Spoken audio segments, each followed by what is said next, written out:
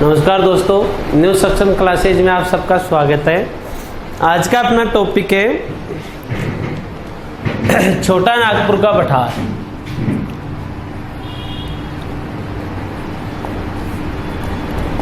छोटा नागपुर का पठार। छोटा नागपुर का जो पठार है कहां पर है? झारखंड में। छोटा नागपुर का पठार मुख्य रूप से कहां पर फैला हुआ है? झारखंड में फैला हुआ है। ऐसे छोटा नागपुर पठार की प्रमुख नदी है दामोदर नदी। प्रमुख नदी कौन सी है? दामोदर नदी, जो इस पठारी भाग को दो भागों में बांटती है। छोटा नागपुर पठार की प्रमुख नदी कौन सी है? दामोदर नदी, जो पठारी प्रदेश को कितने भागों में बांटती है? दो भागों में बांटती है। इसका उत्तरी भाग कहलाता है हजारीबाग का पठार। उत्तरी भाग क्या कहलाता है? हजारीबाग का पठार। और दक्षिणी भाग कहलाता है रांची का पठार। उत्तरी भाग हजारीबाग का पठार और दक्षिणी भाग क्या कहलाता है? रांची का पठार कहलाता है। दामोदर जो बेसिन है या दामोदर नदी का जो बेसिन है, इसमें गोंडवाना कालीन कोयला निक्षेप, गोंडवाना कालीन क्या पाए जाते हैं? कोयला निक्षेप पाए जाते हैं। आगे और भी चर्चा करेंगे, जैसे महानदी है, महानदी के बेसिन में भी अपने को गोंडवाना कालीन कोयला निक्षेप देखने को मिलते हैं। तो ये इस पठार की प्रमुख नदी है, जो इसे दो भागों में बांटती है। इसका उत्तरी भाग कहलाता है हजारीबाग का पठार और इसका दक्षिणी भाग कहलाता है रांची का पठार। आगे देखो, छोटा नागपुर का जो पठार है, यह खनिज संपदा की दृष्टि से, इसकी दृष्टि से, खनिज संपदा की दृष्टि से, खनिज संपदा की दृष्टि से भारत क्या है? संपन्न प्रदेश है। खनिज संपदा की दृष्टि से भारत का संपन्न प्रदेश है। और यहाँ पर खनिज अधिक मात्रा में निकलने के कारण इसे खनिजों का अजैव घर, या इसे भारत का क्या कहते हैं? रूर प्रदेश। भारत का रूर प्रदेश। भारत का रूर प्रदेश किसे कहते हैं? छोटा नागपुर पठार को कहते हैं। क्यों कहते हैं रूर? रूर प्रदेश मूल रूप से कहां पर है? जर्मनी में। रूर प्रदेश एक जगह का नाम है जो कहां पर है? जर्मनी में। वो भी किसके लिए प्रसिद्ध है? खनिजों के लिए प्रसिद्ध है। उसी के अकॉर्डिंग अपने भारत में खनिजों के लिए क्या प्रसिद्ध है? छोटा नागपुर का पठार प्रसिद्ध है। तो उसी के आधार पर इससे उपमा दी जाती है। तो भारत का रूर प्रदेश किसे कहते हैं? छोटा नागपुर पठार को कहते हैं। भारत की दूसरी, इस छोटा नागपुर पठार की दूसरी प्रमुख नदी है स्वर्णरेखा नदी। दूसरी प्रमुख नदी कौन सी है? स्वर्णरेखा। या कह सकते हैं छोटा नागपुर पठार की दूसरी सबसे लंबी नदी कौन सी है? स्वर्णरेखा नदी है। स्वर्णरेखा नदी पर एक जलप्रपात स्थित है, हुंड्रू जलप्रपात। हुंड्रू जलप्रपात किस नदी पर स्थित है? स्वर्णरेखा नदी पर स्थित है। ये था अपना छोटा नागपुर का पठार। मूल रूप से छोटा नागपुर पठार का विस्तार कहां पर पाया जाता है? झारखंड राज्य में। और इस पठारी प्रदेश की प्रमुख नदी कौन सी है? दामोदर नदी है। दामोदर नदी से दो भागों में बांटते हैं। इसका उत्तरी भाग हजारीबाग का पठार और दक्षिणी भाग क्या कहलाता है? रांची का पठार कहलाता है। दामोदर नदी में गोंडवाना कालीन क्या पाए जाते हैं? कोयला निक्षेप भी पाए जाते हैं। इस पठारी प्रदेश की दूसरी प्रमुख नदी कौन सी है? स्वर्णरेखा नदी है। इस नदी पर, स्वर्णरेखा नदी पर कौन सा जलप्रपात है? हुंड्रू जलप्रपात स्थित है। यह खनिज संपदा की दृष्टि से भारत का क्या है? संपन्नतम प्रदेश है। इसलिए इसे क्या कहते हैं? भारत का रूर प्रदेश कहते हैं। पिछली बार आरएस प्री में ये क्वेश्चन पूछा गया था, एक सम्मिलित करने वाला क्वेश्चन आया था, उसमें आया था रूर प्रदेश, यानी कि रूर प्रदेश जो स्थान है ये कहां पर है? तो रूर प्रदेश का ध्यान रखना, ये कहां पर है? जर्मनी में स्थित है। आगे देखो, छोटा नागपुर पठार की सबसे ऊंची चोटी, इस पठार की सबसे ऊंची चोटी, तो छोटा नागपुर पठार की सबसे ऊंची चोटी है पारसनाथ। छोटा नागपुर पठार की सबसे ऊंची चोटी कौन सी है? पारसनाथ है। जिसकी ऊंचाई है 1366 मीटर। पारसनाथ की ऊंचाई कितनी है? 1366 मीटर है। यह था अपना छोटा नागपुर का पठार। अगला अपना पठार है बघेलखंड का पठार।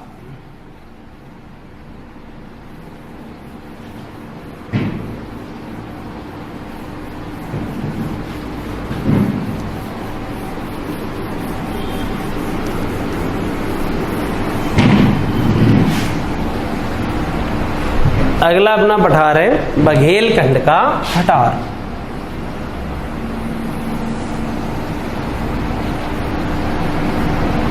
बघेलखंड का पठार,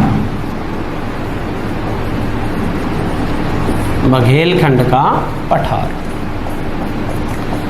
बघेलखंड का पठार एमपी और मध्य प्रदेश, वो यूपी और एमपी में, इसके अंतर्गत यूपी के भी कितने जिले शामिल हैं? 7। और एमपी के भी कितने जिले शामिल हैं? 7 जिले शामिल हैं।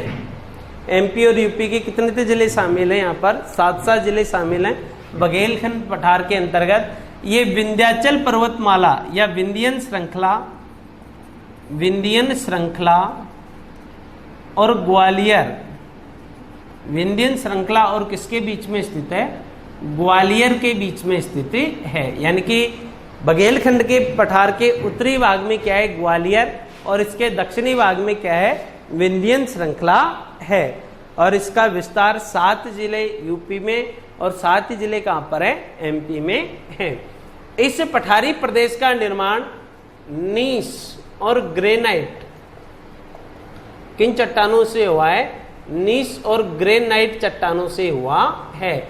और इनके नीस और ग्रेनाइट के अपर्दन और अपक्षय के फलस्वरूप यहाँ पर कैसी मिट्टी का विकास हुआ है? लाल मिट्टी का। कैसी मिट्टी पाई जाती है? यहाँ पर लाल मृदा पाई जाती है। यानी कि यहाँ बघेलखंड के पठार में कैसी मिट्टी पाई जाती है? लाल मिट्टी पाई जाती है।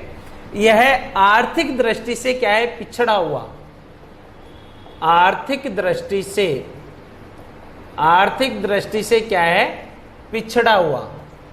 अब आर्थिक दृष्टि से पिछड़ा हुआ क्यों है? क्योंकि यहां पर वर्षा क्या होती है? कम। वर्षा की कमी। वर्षा कम होती है तो यहां पर फसलों का उत्पादन भी नहीं होता, और फसलें जहां पर उत्पादित नहीं होती वो क्षेत्र क्या है? आर्थिक दृष्टि से पिछड़ा हुआ है। इसके अलावा इस पठारी प्रदेश के कुछ भागों में चंबल नदी द्वारा माखंडू का निर्माण भी किया जाता है, जिसे उत्खाद भूमि के नाम से जाना जाता है। अगला पठार है अपना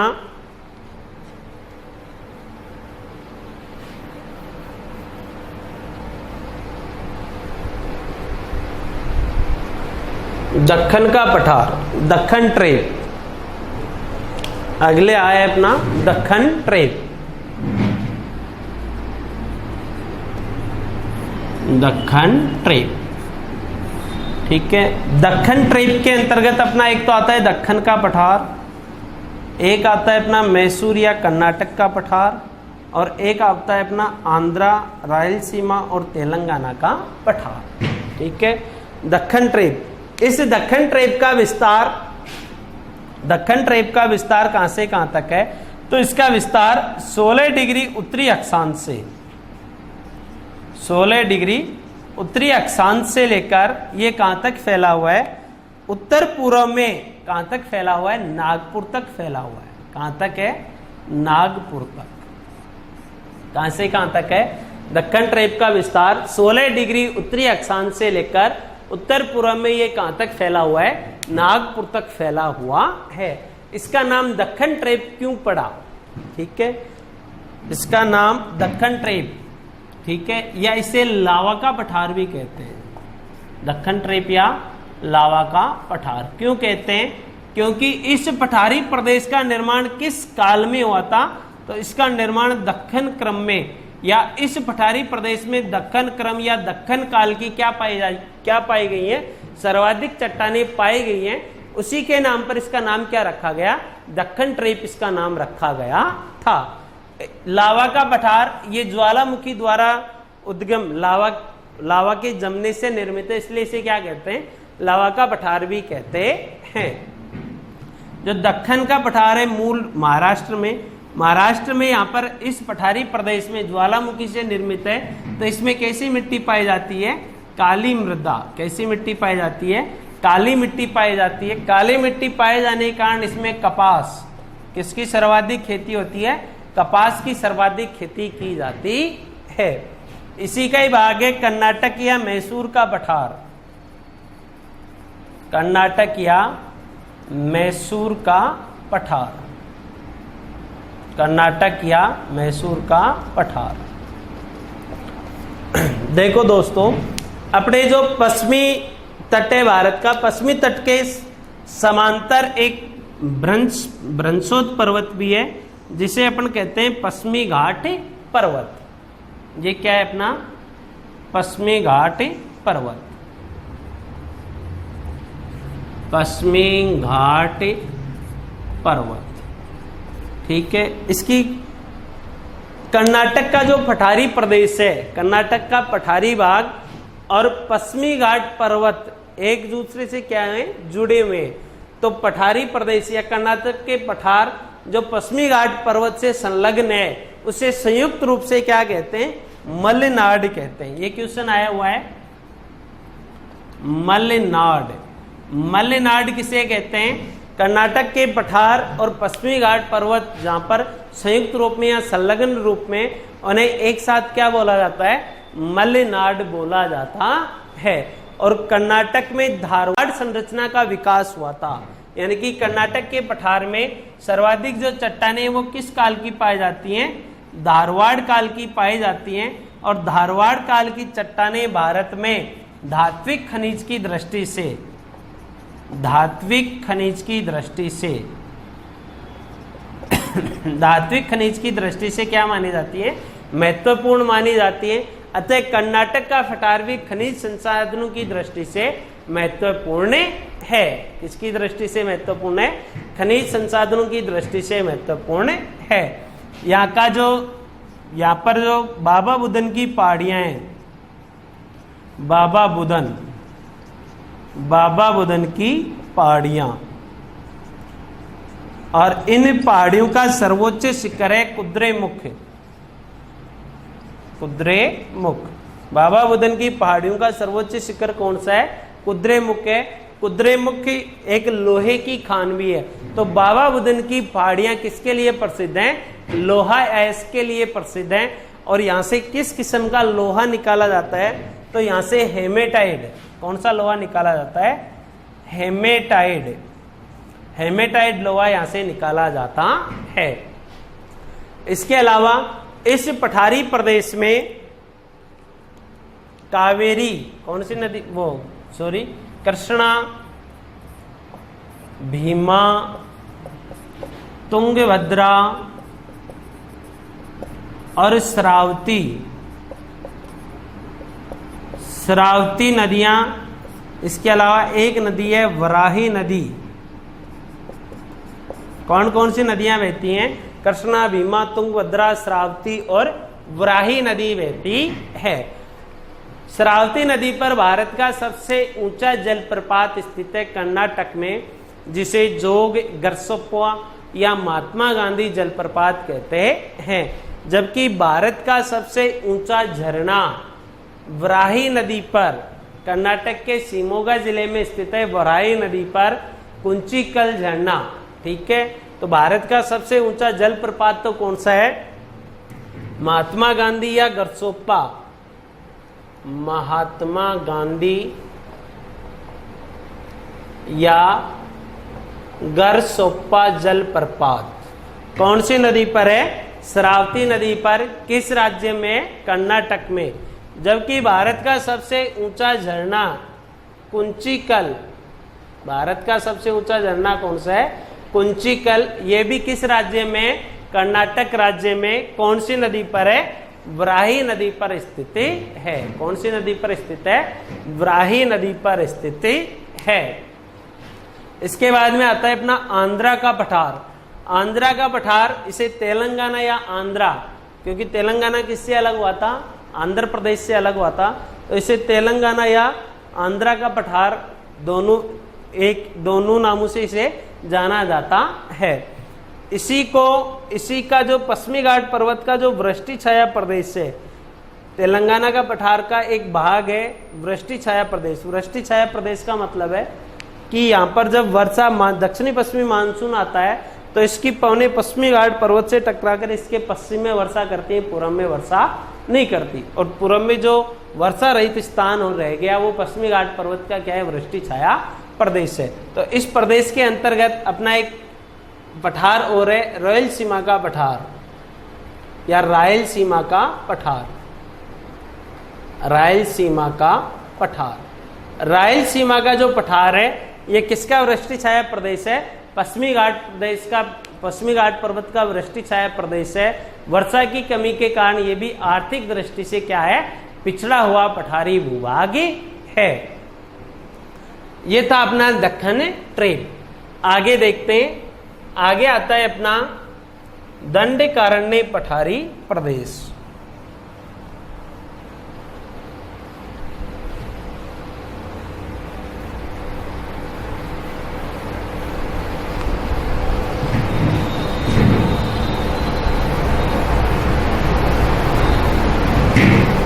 दंडकारण्य पठारी प्रदेश।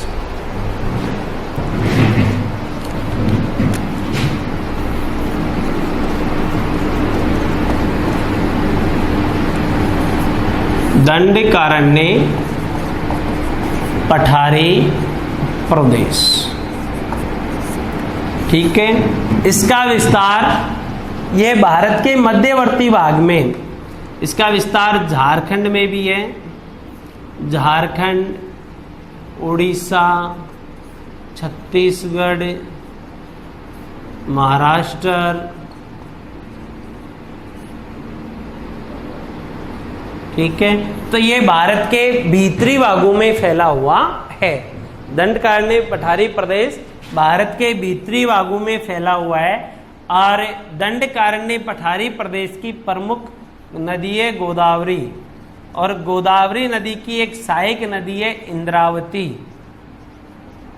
इंद्रावती, इंद्रावती नदी का उद्गम किस पठारी प्रदेश से होता है, दंडकारण्य पठारी प्रदेश से होता है। और इंद्रावती नदी पर एक जलप्रपात है, चित्रकूट जलप्रपात। कौन सा जलप्रपात है, चित्रकूट जलप्रपात। चित्रकूट जलप्रपात को भारत का मिनी नियाग्रा, चित्रकूट जलप्रपात को क्या कहते हैं, भारत का मिनी नियाग्रा, भारत का मिनी नियाग्रा। चित्रकूट जलप्रपात क्या कहलाता है, भारत का मिनी नियाग्रा कहलाता है। इसके अलावा इस पठारी प्रदेश में टिन धातु का खनन क्षेत्र, टिन के भंडार भारत में बहुत ही सीमित मात्रा में, और टिन धातु का खनन क्षेत्र है बस्तर। टिन धातु का जो खनन क्षेत्र है वो किस पठारी प्रदेश में स्थित है, दंडकारण्य पठारी प्रदेश में स्थित है। कहां पर स्थित है, दंडकारण्य पठारी प्रदेश में स्थित है। आगे आता है अपना उत्तर पूर्वी पठार, या जिसे अपन कहते हैं शिलोंग का पठार।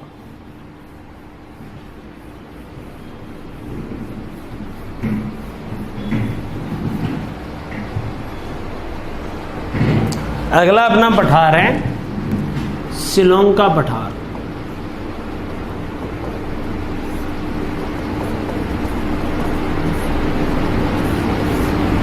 ठीक है,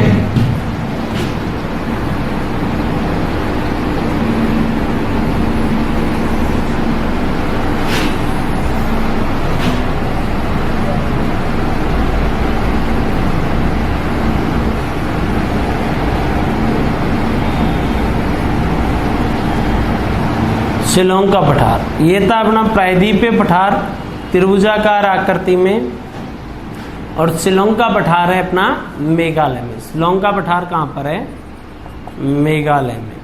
ठीक है, प्रारंभ में जब भारत अफ्रीका से अलग हुआ था तब ये जो पठार है उत्तर पूर्वी पठार जो अपन पढ़ रहे हैं, शिलोंग का पठार, ठीक है, या इसे मेघालय का पठार भी कहते हैं क्योंकि इसका सर्वाधिक विस्तार किस राज्य में, मेघालय राज्य में है। तो प्राचीन समय में ये जो पठार है ये अपने जो प्रायद्वीपीय जो पठारी प्रदेश है इससे क्या था, संयुक्त अवस्था में था या इससे जुड़ा हुआ था।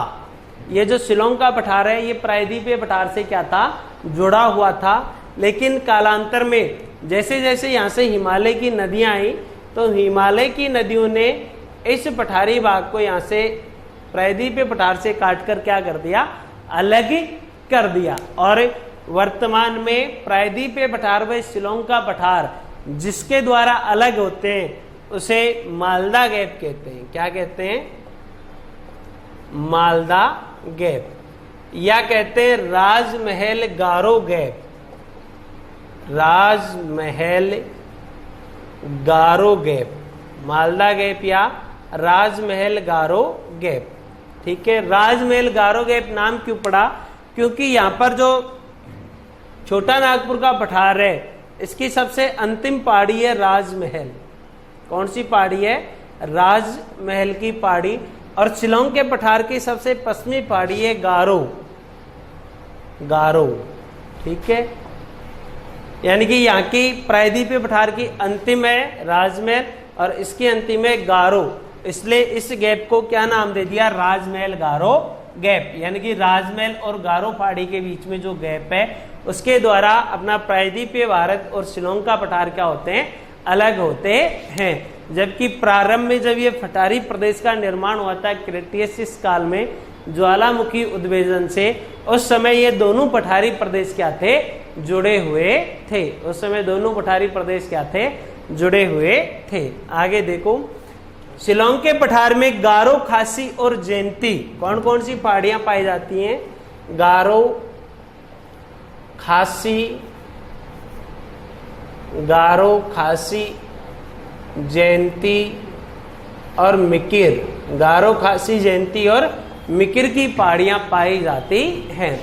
इन पहाड़ियों का नामकरण जो यहाँ पर आदिवासी समुदाय रहते हैं उनके नाम पर इन पहाड़ियों का नाम क्या रखा गया है, गारो, खासी और जयंती की पहाड़ियां इनका नाम रखा गया है।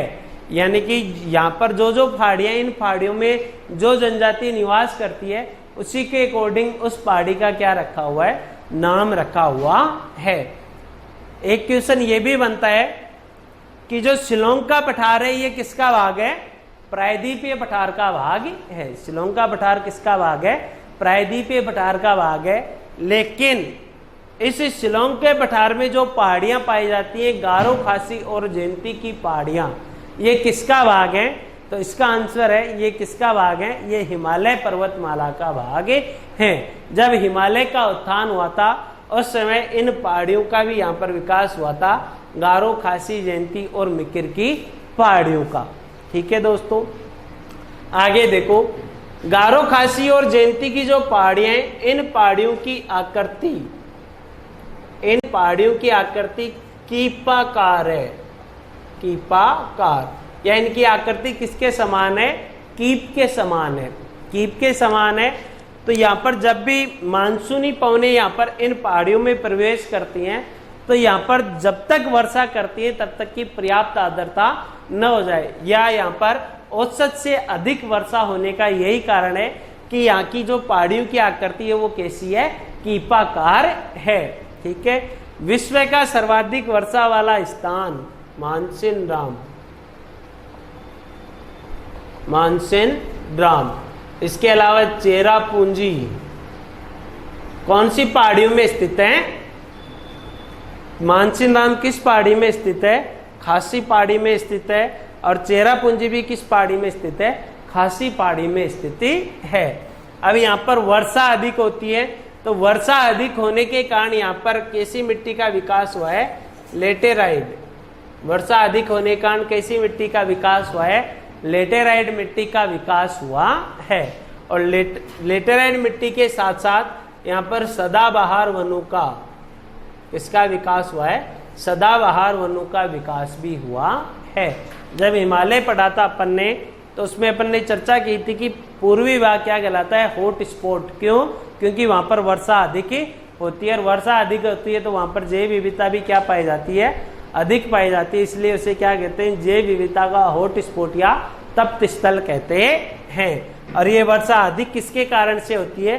क्योंकि यहाँ पर गारो खासी जयंती की पहाड़ियां पाई जाती हैं, जिनकी आकृति किसके समान है, कीप के समान है। इसलिए यहाँ पर वर्षा क्या होती है, अधिक होती है। इसके अलावा इस पठारी प्रदेश का सर्वोच्च शिखर, शिलोंग के पठार का सर्वोच्च शिखर, सर्वोच्च शिखर, शिलोंग का पठार का सर्वोच्च शिखर है नोक रेक।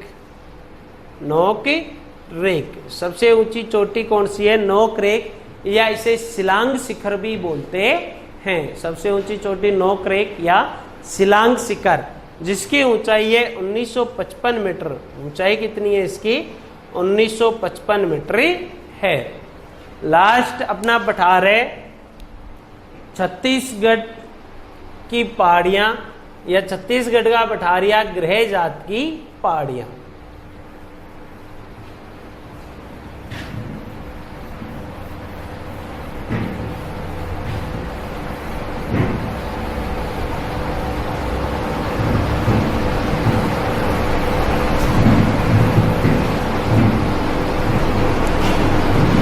छत्तीसगढ़ या गृह जात की पहाड़ियां,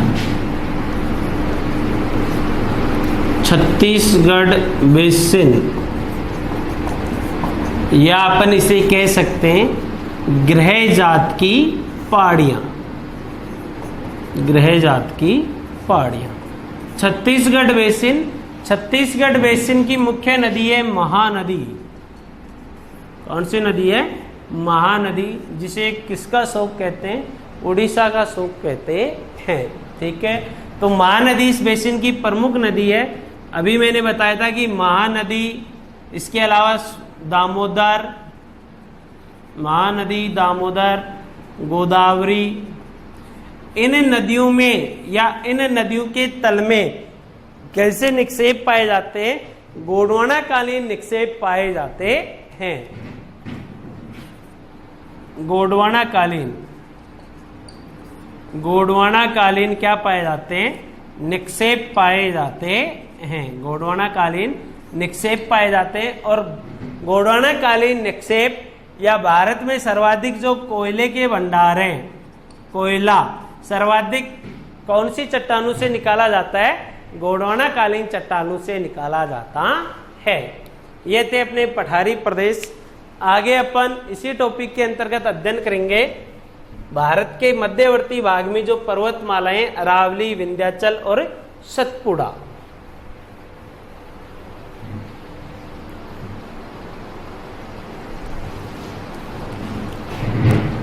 तो अगला अपना टॉपिक है अरावली पर्वतमाला।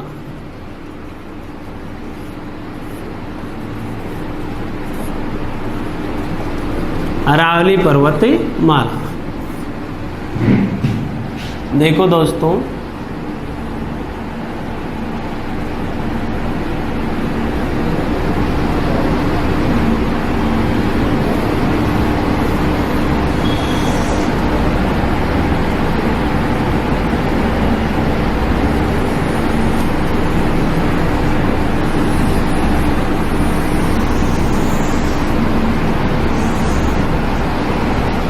अगला अपना टॉपिक है अरावली पर्वतमाला।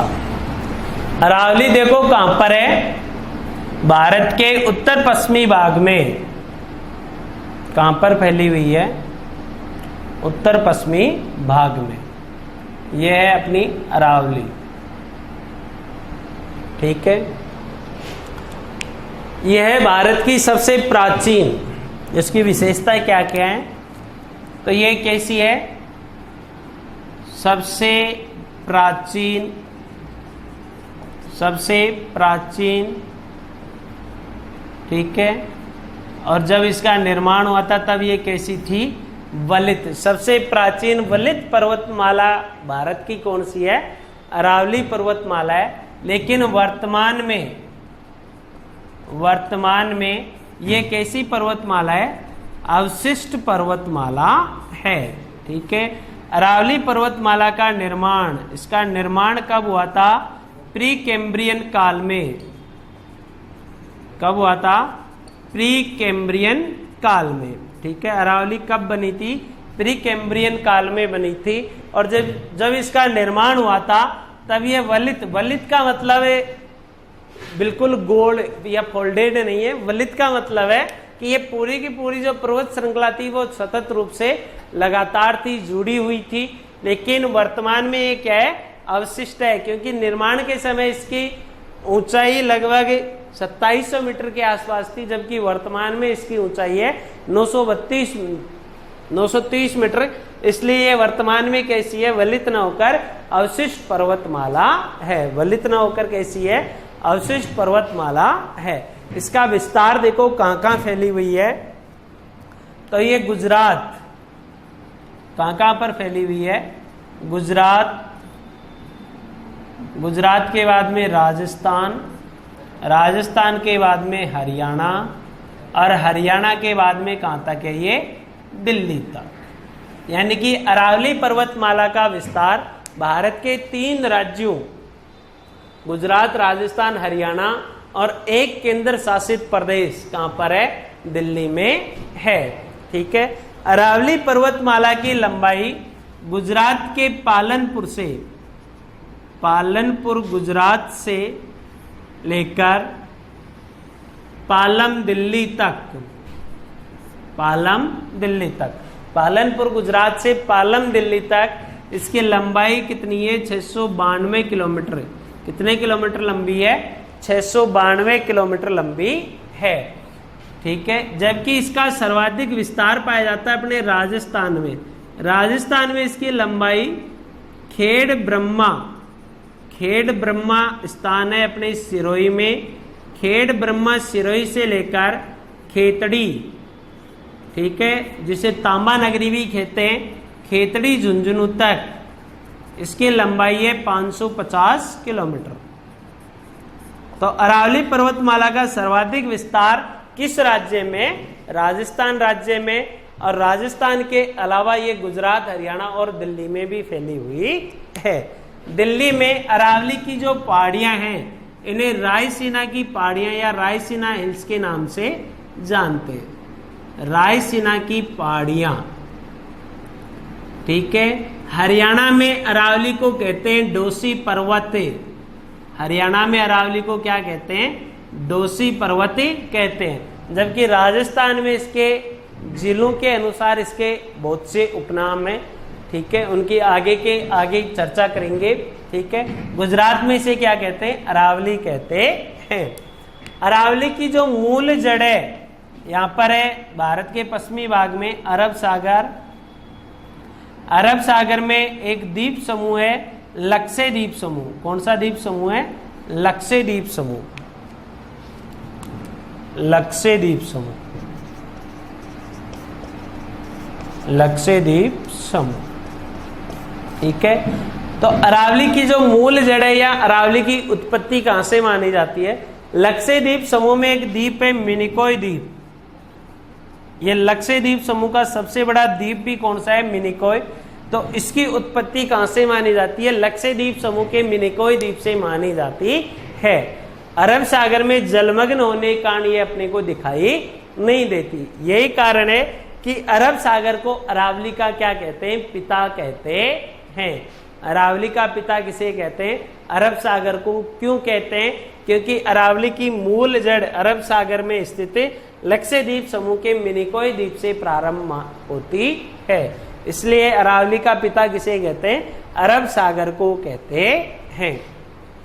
आगे देखो दोस्तों, अरावली पर्वतमाला जो दिल्ली में रायसीना की पहाड़ियां हैं, इन पहाड़ियों पर राष्ट्रपति भवन, क्या क्या बना हुआ है? राष्ट्रपति भवन है। इसके अलावा अपना संसद भवन है, संसद भवन, और JNU जवाहरलाल नेहरू विश्वविद्यालय। ये तीनों के तीनों राष्ट्रपति भवन, संसद भवन और JNU जवाहरलाल नेहरू विश्वविद्यालय रायसीना की पहाड़ियों पर दिल्ली में स्थित है। और रायसीना की पहाड़ियां किसका भाग है? अरावली पर्वतमाला का भाग है। राष्ट्रपति भवन, राष्ट्रपति भवन का नक्शा, जो अपना राष्ट्रपति भवन है, इसकी कुछ विशेषताएं याद रखनी अपने को। राष्ट्रपति भवन, राष्ट्रपति भवन जो है, राष्ट्रपति भवन का नक्शा किसने तैयार किया था? 1911 में एडविन लुडविन ने इसका नक्शा तैयार किया था। एडविन लुडविन ने नक्शा बनाया था इसका 1911 में।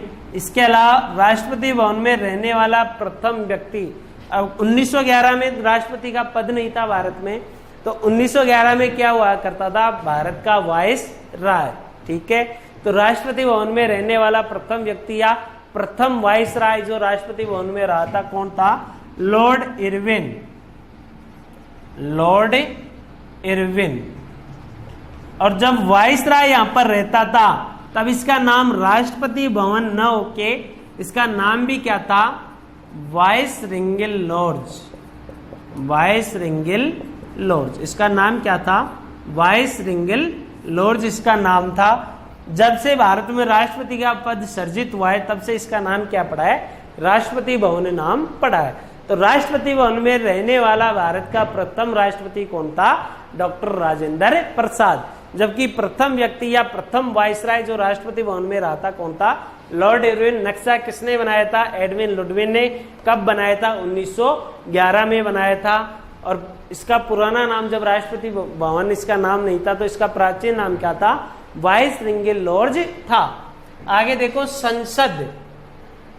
संसद भवन का नक्शा बनाया था अल्बर्ट बेकर ने। संसद भवन का नक्शा किसने बनाया था? अल्बर्ट बेकर ने बनाया था। ठीक है, और जो संसद भवन है ये अपने राजस्थान के करौली और धौलपुर के पत्थरों से, करौली और धौलपुर में जो लाल पत्थर निकाला जाता है उस लाल पत्थर से निर्मित है अपना संसद भवन। इसके अलावा यहाँ पर क्या है? JNU, जवाहरलाल नेहरू विश्वविद्यालय भी स्थित है। आगे देखो, अरावली पर्वतमाला के समांतर 50 सेंटीमीटर वर्षा रेखा गुजरती है। कितनी सेंटीमीटर वर्षा रेखा अरावली के समांतर गुजरती है? तो अरावली के समांतर 50 सेंटीमीटर वर्षा रेखा गुजरती है। कितनी सेंटीमीटर?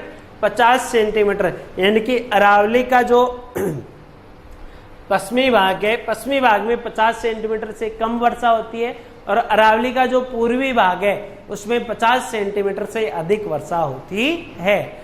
अरावली पर्वतमाला को महान भारतीय, अरावली को क्या कहते हैं? महान भारतीय जल विभाजक रेखा। महान भारतीय जल विभाजक, महान भारतीय जल विभाजक रेखा। ठीक है, क्यों कहते हैं अरावली को महान भारतीय जल विभाजक रेखा? इसके अलावा अरावली अरब सागर व बंगाल की खाड़ी, अरब सागर और बंगाल की खाड़ी, अरब सागर और बंगाल की खाड़ी के बीच में जल विभाजक का कार्य भी करती है। इसे महान भारतीय जल विभाजक रेखा क्यों कहते हैं? क्योंकि जब ग्रीष्म ऋतु में दक्षिणी पश्चिमी मानसून आता है, दक्षिणी पश्चिमी ये भूमध्य रेखा है, दक्षिण पश्चिम का मतलब है इन मानसूनी पवनों की दिशा क्या होती है? दक्षिण पश्चिम से उत्तर पूर्व की ओर। अरावली पर्वतमाला की भी स्थिति क्या है? यह भी दक्षिण पश्चिम से किस ओर फैली हुई है? उत्तर पूर्व की ओर फैली हुई है। तो जब मानसूनी जो पवने बंगाल की खाड़ी और अरब सागरी, तो अरब सागरी मानसूनी पवनों की दिशा क्या होती है? दक्षिण पश्चिम से उत्तर पूर्व। अपनी अरावली पर्वतमाला की स्थिति भी क्या है? दक्षिण पश्चिम से उत्तर पूर्व। तो जो अरावली पर्वतमाला है ये इन मानसूनी पवनों को रोकने में सहायक नहीं होती। क्यों नहीं होती? क्योंकि इनकी दिशा समांतर होने के कारण से ये मानसूनी पवनों के बीच में बिना टकराव उत्पन्न हुए ये आगे की ओर निकल जाती हैं और अरावली के उत्तर में जाके हिमालय से टकरा के उत्तर भारत में वर्षा करती हैं। यानी कि अरब सागरीय मानसूनी पवनों के समांतर होने के कारण से अरब सागरीय जो पवनें वो अरावली में वर्षा नहीं कर पाती, इसीलिए इसे क्या कहते हैं, महान भारतीय जल विभाजक रेखा कहते हैं। इसके अलावा यह अरब सागर और बंगाल की खाड़ी में जल विभाजक का कार्य करती है। कैसे करती है, अरावली के पश्चिम से निकलने वाली नदियां, यानी कि अरावली का जो पश्चिमी भाग है, अरावली के पश्चिमी भाग से निकलने वाली नदियां कहां पर गिरती हैं, अरब सागर में, और अरावली के पूर्वी भाग से निकलने वाली नदियां कहां गिरती हैं, बंगाल की खाड़ी में। इसलिए अरब सागर और बंगाल की खाड़ी के मध्य जल विभाजक का कार्य कौन सी पर्वतमाला करती है, अरावली पर्वतमाला करती है। आगे देखो, अरावली पर्वतमाला से लगभग 70% क्या निकाले जाते हैं, धात्विक खनिज। 70% क्या निकाले जाते हैं, धात्विक खनिज निकाले जाते हैं। ठीक है, धात्विक खनिज भारत में अगर बात करें, भारत में सर्वाधिक धात्विक खनिज किस पर्वतमाला से निकाले जाते हैं, तो उसका आंसर क्या होगा, अरावली पर्वतमाला। भारत में सबसे ज्यादा धात्विक खनिज किस पर्वतमाला से निकाले जाते हैं, अरावली से। अगर इसी क्वेश्चन को उल्टा किया जाए, भारत में सर्वाधिक अधात्विक खनिज किस पर्वतमाला से निकाले जाते हैं, तो आगे अपन उसका अध्ययन करेंगे, एक पर्वतमाला पढ़ेंगे, विंध्याचल पर्वतमाला। भारत में सर्वाधिक अधात्विक खनिज किस पर्वतमाला से निकाले जाते हैं, विंध्याचल पर्वतमाला से निकाले जाते हैं। अब धात्विक खनिज सर्वाधिक निकाले जाते हैं, तो भारत में जो है सर्वाधिक धात्विक खनिज किस काल में निर्मित चट्टानों में पाए जाते हैं, तो भारत में सर्वाधिक धात्विक खनिज जो चट्टानें धारवाड़ काल में बनी थी, धारवाड़ काल, यानी कि धारवाड़ काल में जितनी भी चट्टानें बनी थी, उन चट्टानों से अपने को सर्वाधिक क्या मिलते हैं, धात्विक खनिज। अपन कह सकते हैं कि अरावली पर्वतमाला में भी किस काल की या कौन सी चट्टानें पाई जाती हैं, धारवाड़ चट्टानें पाई जाती हैं। इसके अलावा अरावली पर्वतमाला का वैज्ञानिक वर्गीकरण, इसका वैज्ञानिक विभाजन 1930 में एक वैज्ञानिक था एएम हेरान ने इसका क्या किया था, वैज्ञानिक वर्गीकरण किया था, और इसके बारे में बताया था कि इसमें कौन कौन सी चट्टानें पाई जाती हैं, इसके अलावा खनिज कौन कौन से हैं। तो जब ये इस अरावली का सर्वेक्षण कर रहे थे, उसी समय इन्होंने एक जगह जायल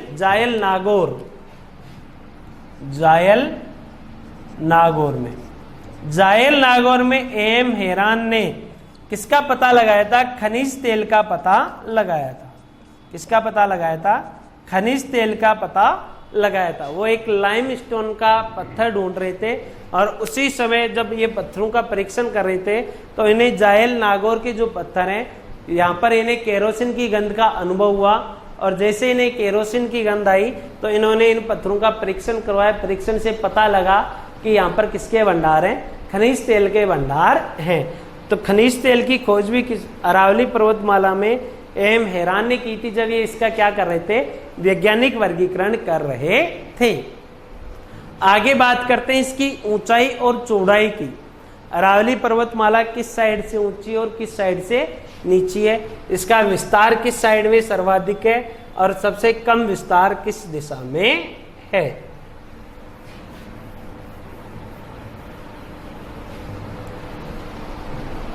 आगे देखो, जो अरावली पर्वतमाला है, इसकी जो चौड़ाई है, अरावली की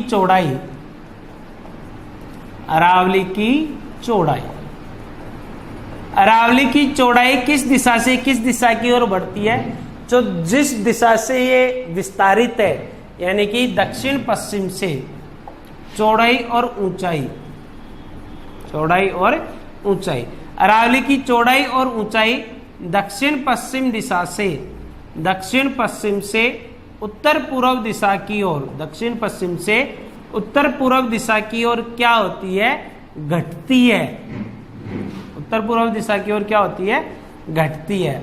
यानी कि अरावली की सर्वाधिक चौड़ाई किस भाग में, दक्षिण पश्चिमी भाग में, सर्वाधिक ऊंचाई भी किस भाग में, दक्षिणी पश्चिमी भाग में, न्यूनतम ऊंचाई व न्यूनतम चौड़ाई किस भाग में, उत्तर पूर्वी भाग में। इसका विस्तार भी किस ओर है, दक्षिण पश्चिम से उत्तर पूर्व दिशा की ओर है। अगला देखते हैं, अरावली में वर्षा की मात्रा, अरावली में वर्षा की मात्रा, वर्षा की मात्रा, अरावली पर्वतमाला में वर्षा की मात्रा किस ओर से किस ओर घटती है और किस ओर से किस ओर बढ़ती है। तो जिस ओर इसकी चौड़ाई और ऊंचाई घटती है उसी ओर इसमें वर्षा की मात्रा भी क्या होती है, घटती है। ठीक है, वर्षा की मात्रा यानी कि अरावली में सर्वाधिक वर्षा किस भाग में होती है, दक्षिण पश्चिमी भाग में, और न्यूनतम वर्षा किस भाग में होती है, उत्तर पूर्वी भाग में होती है। सर्वाधिक कहां पर होती है, दक्षिण पश्चिमी भाग में, और न्यूनतम किस में होती है, उत्तर पूर्वी भाग में। और अगर बढ़ने का क्रम देखेंगे तो इसका उल्टा कर देंगे, अरावली में वर्षा की मात्रा किस ओर से किस ओर बढ़ती है, तो उत्तर पूर्व से दक्षिण पश्चिम की ओर इसमें वर्षा की मात्रा क्या होती है, बढ़ती है। आगे चर्चा करते हैं इसकी ऊंची चोटियों की। अरावली की सबसे ऊंची चोटी, अरावली की सबसे ऊंची चोटी, अरावली की सबसे ऊंची चोटी कौन सी है, गुरु शिखर, गुरु शिखर, जिसे संतों का शिखर भी कहते हैं, जिसे क्या कहते हैं, संतों का शिखर भी कहते हैं। और इस गुरु शिखर की ऊंचाई कितनी है, 1722 या 1727 मीटर, 1722 या 1727 मीटर। कहां पर है ये, तो ये कौन, राजस्थान के किस जिले में, सिरोही जिले में स्थित है। इसकी ऊंचाई में 5 मीटर का अंतर है। क्यों है ऐसा, बताते हैं कि इसके ऊपर एक ऋषि का मंदिर बना हुआ है। अगर उस मंदिर की ऊंचाई को इसमें जोड़ दें तो इसकी ऊंचाई 1727 होती है, अन्यथा इसकी ऊंचाई कितनी है, 1722 मीटर है। यह थी दोस्तों अपनी अरावली पर्वत माला। आज के लिए धन्यवाद। आगे का अपन अध्ययन करेंगे नेक्स्ट वीडियो में।